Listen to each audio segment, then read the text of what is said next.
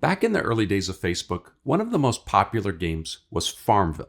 Millions of people got hooked, logging in every few hours to harvest crops and keep their farms from dying.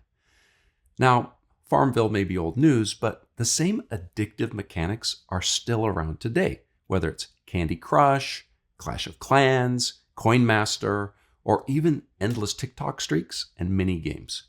They're all designed to pull us back in again and again. The story you're about to hear, featured in my documentary Captivated more than a decade ago, shows how something that seems small and harmless can quietly take over your life, and why it's so important to step back and ask, what's my version of FarmVille today? Not all video games are created equal. There is such a broad scope of variety, intensity, and content. Games like the popular Grand Theft Auto, where you play the role of a criminal, or war games like Call of Duty are certainly much different than playing solitaire on Windows or Tetris on a handheld.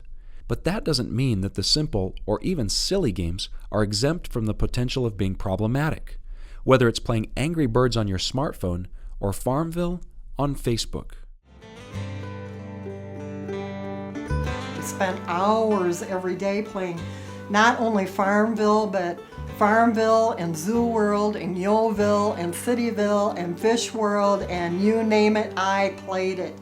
Well, first of all, FarmVille, you go in and you plant crops, and then the crops take so long to grow, and then you have to come back and harvest the crops, and then after you harvest the crops, you plow the ground and you plant something else.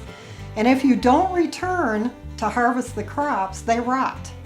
And so then you lose ground in the game. And nobody wants to lose ground in the game. I mean, especially if you're a competitive person like me.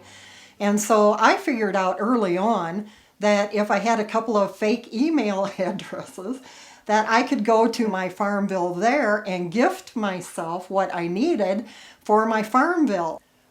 My farm got bigger and bigger and bigger all the time, and I planted more and more crops. And of course, the more crops I had, the longer it took me to get all of the chores done, you know. I just got so sucked up in it, it just kind of took over part of my life.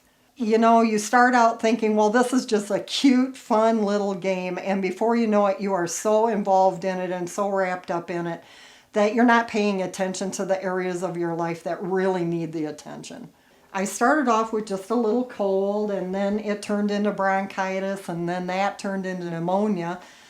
It deteriorated to the point where I couldn't even sit in front of the computer because I was just so weak and so sick. And that probably lasted 4 or 5 days. And then when I did feel better, I went back upstairs and I turned the computer on. The first place I went was to FarmVille, you know, to check everything out. And I knew it was going to be a mess. I can't even describe the feeling that I had that day that I got back into the computer and I went to FarmVille. I sat there and this thought kind of drifted through my mind that was like, what are you doing? What a waste of time. I just made a decision right then and there that I just wasn't going to allow myself to spend that kind of time anymore on something so wasteful. Well, now I actually do a lot of flower gardening, the real kind, with real flowers. Just the other day I had 2 Asiatic lilies open and I ran out with my camera and took pictures of them because I love to do that. It just is so relaxing to be out there and actually have a hands-on job to do with something.